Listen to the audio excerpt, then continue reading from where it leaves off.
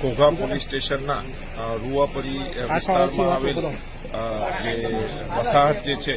તેમાં આગજનીનો બનાવ બનેલ છે, જેની હકીકત એવી છે કે ગઈ 6 તારીખે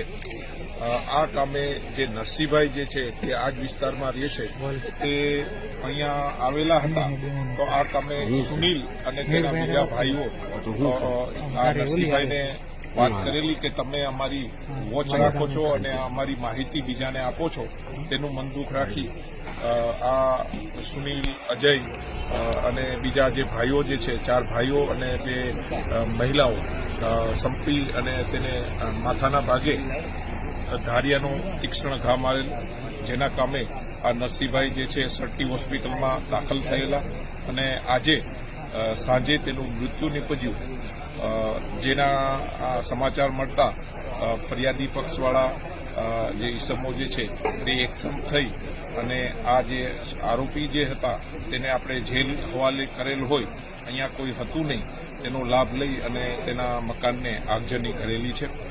પોલીસ દ્વારા સ્થળ પર પહોંચી અને ફાયર બ્રિગેડની ટીમ બી આવી ગયેલી છે અને એફએસએલની ટીમ આવી અને